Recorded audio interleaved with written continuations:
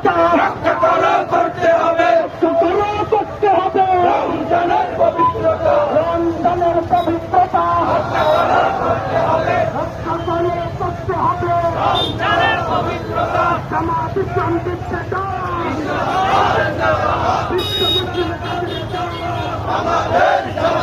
বিদ্বেষী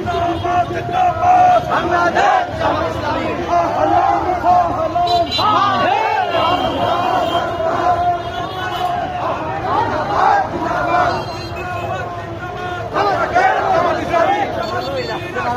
রাজপথ কাঁপছে মাটি কাঁপছে